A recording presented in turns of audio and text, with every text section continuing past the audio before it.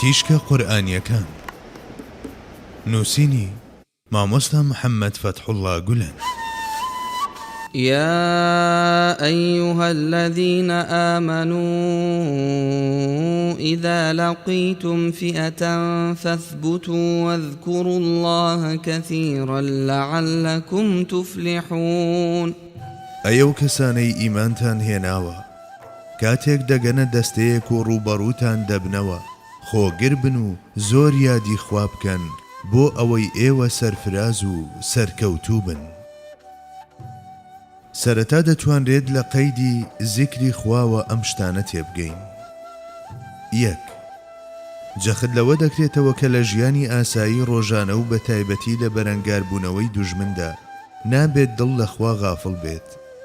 ئەوانەی دڵیان غافڵ دەبێت زوو ئەم بابەتەیان یاد بخرێتەوە و هەم لەسەر ئاستی دڵ و هەم لەسەر ئاستی زمان یادی ئەو خوایە بکرێتەوە کە کەسەکان لە پێناویدا هەوڵ دەدەن و تێدەکۆشن بۆ ئەوەی تەنانەت ئەو مەیدانی جەنگانەش کە خەڵکی تیایاندا دەکوژن و دەکوژرێن وەک پەرستگایەکی پیرۆزیان لێبێت. 2. زیکر لە کاتی جەنگدا و هاوارکردنی ئەڵڵا ئەڵڵا ئەڵڵا لە ترساندن و نزمکردنەوەی ورەی سەنگەری بەرامبەردا پێگەیەکی زۆر گرنگی هەیە و بێگومان ورەی مسڵمانانیش بەرز دەکاتەوە و عەشق و شەوقیان پێدەبەخشێت. تکاتان لێ دەکەم لەمڕۆدا ئەڵڵا ئەڵڵایەک کە لە شێوەی چپەدایە لە سەرزاری ئێمە ئەگەر گڕوتیم بە ئێمە ببەخشێت و ترسیش بخاتە دڵی دوژمنەوە کە بێگومان هەروایشە بیر لە دەرەنجامە مەزنەکانی زیکرێک بکەنەوە کە ئاگامەندانە و هاوڕێ لەگەڵ جۆش و خرۆشدا لە ناخی دڵەوە بێتە دەرەوە. 3. هەرچی بەستنەوەی سەرکەوتنیشە بە زیکرکردن و ناوهێنانی خوای گەورەوە بابەتێکی جیاوازە و پێویستە سەر بەخۆ هەڵوێستەی لەسەر بکرێت. کەواتە لێرەدا دووشتی یەکتر تەواوکەر هەن دەکەونە سەرشانی ئەو ئیماندارانەی کە ڕووبەڕووی دوژمنان دەبنەوە. 1. کاتێک ڕووبەڕووی هێزێک دەبنەوە ئیدی چەندیەتی و چۆنیەتیەکەیان هەرچیەک بێت. یەکەم سەرەتا پێویستە بە نواندنی سەبر و خۆڕاگری ورەی بەرەی خۆیان بەرز بکەنەوە و دامەزراوی خۆیان نیشان بدەن. 2. دەبێت تا ئەو پەڕی توانە زیرەک و هێرشبەر و بوێر و دلێر دەربکەون هەتا هەژانی دەرونی و پوکانەوە لە ڕیزی بەرامبەردا بەرهەم بهێنن. 2.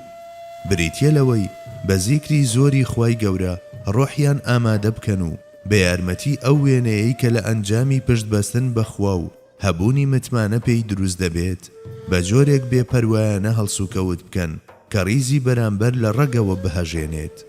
پاشان بە دووپاتکردنەوەی ئەمە لە ناوخۆدا ڕیتمی ڕەفتارەکان بە گوێرەی باڵانسی دڵ ڕێک بخرێن. بەڵێ پێدەچێت هەموو ئەمانە سەر و کلیلێکی گرنگی سەرکەوتن بن. بە پێچەوانەوە بەرمەبنەی عادەتی خوایی ئەگەر سەبر و ئارامگری پیشان نەدرێت هەروەک سەرکەوتن بەدەست نایەت بە هەمان جۆر لەو پێکدادانە غافڵانەشدا کە یادی خوا ناکرێتەوە بردنەوە دەست ناکەوێت.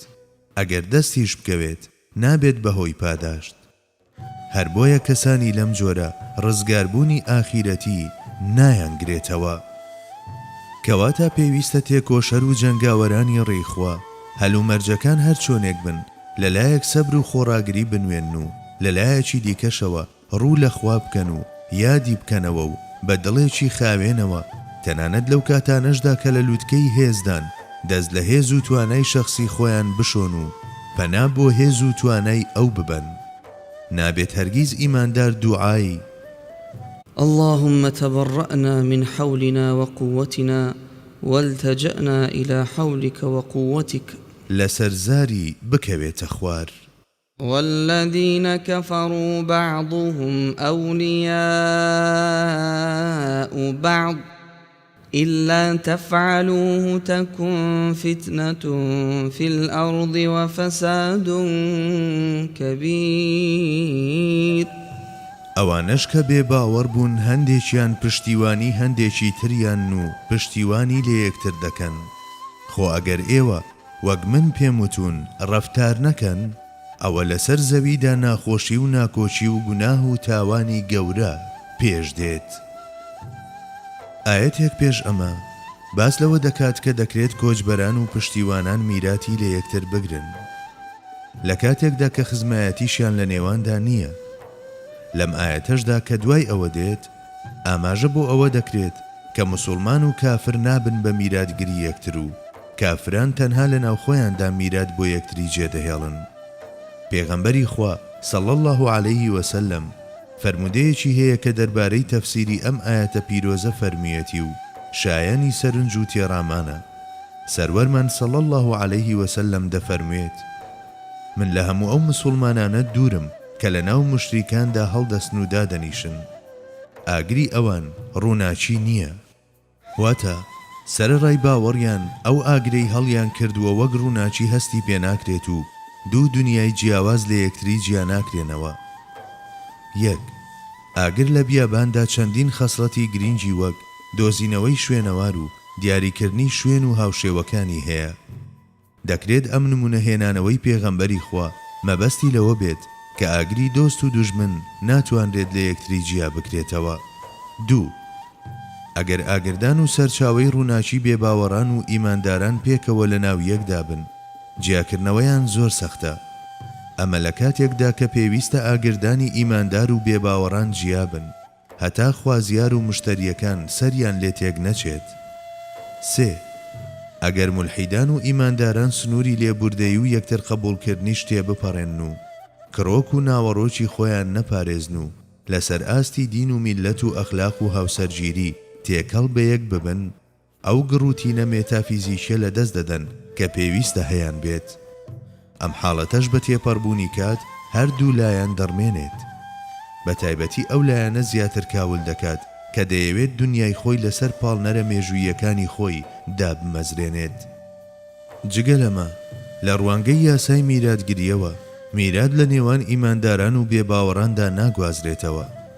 بە زمانی فەقیهەکان دەتوانین بڵێین جیاوازی دار و جیاوازی دین ڕێگرن لە بەردەم میراتدا. ئەگەر لەو دی و سنووری خۆشویستنی مرۆڤانە و پەیوەندی مرۆیی و لێبوردەییەوە سنوورەکان بە تەواوەتی نەپارێزرێن و تێکەڵبوونی بێ پێوە ڕوو بدات و کۆمەڵێک چوارچێوەی یاسایی هەن گەر دەستورە یاساییەکان پشتگوێ بخرێن، لەو هەڵسوکەوتانەدا کە ئومێدی چاکسازیان لێ دەکەین دەبین بە هۆکاری سەرهەڵدانی فیتنە و فەساد.